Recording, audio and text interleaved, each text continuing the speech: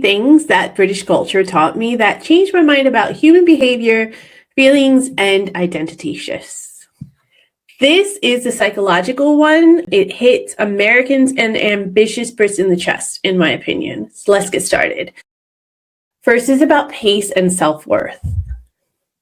Being okay with doing nothing. Separating self-worth from productivity. Not turning every hobby into a side hustle. Accepting that life has seasons, but one isn't necessarily better than the other. Letting days be slow and uneventful. Understanding that quiet doesn't necessarily equal boring. Living smaller and enjoying it. Not needing constant validation. Knowing when to stop talking. Sitting with discomfort instead of the constant trying to fix it. Next, we have things about social awareness and restraint. British culture has taught me things like being able to read the room, being polite without having to be overly enthusiastic, apologizing without theatrics, not oversharing with strangers, letting friendships develop slowly, and trust me, they develop very slowly here in the UK, being indirect when it's kinder, the classic British understatement, banter without being cruel, and without taking it personally. Respecting personal awkwardness and letting conversations breathe. Thinking about responses so you can let conversations breathe a bit. The next part of the list is stuff that I've learned about working and identity as in the American culture as opposed to the British culture. Not glorifying burnout. Understanding that what you do for a living is not who you are. Leaving work at work.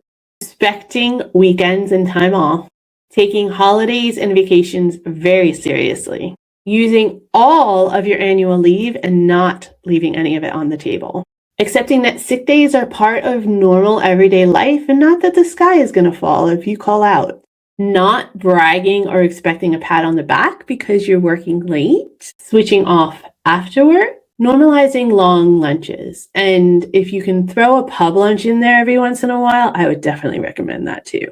Next part of the list is all about humor and emotional regulation.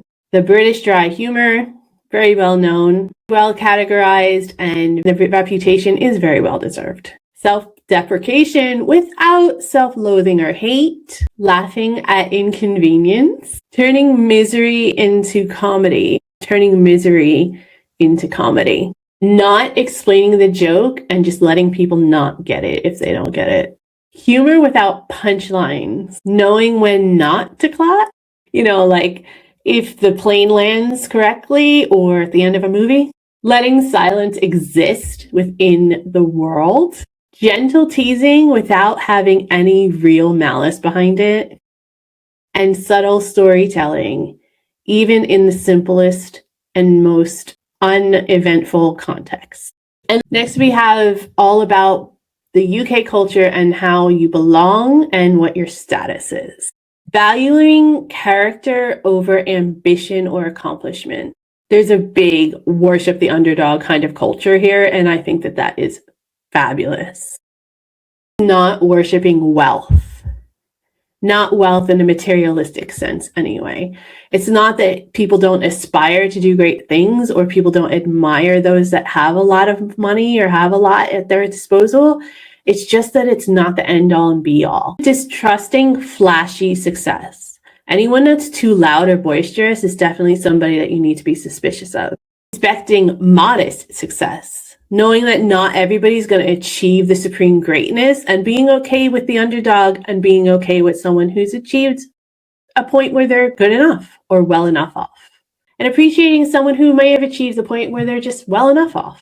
Letting people stay ordinary, not expecting exceptionalism from every single person in society. Seeing success as a collective, the community effort and how it affects the people around them and not just the individual. Not having to celebrate with a mass party every single step or moment of positivity in your life or moment of progression in your life.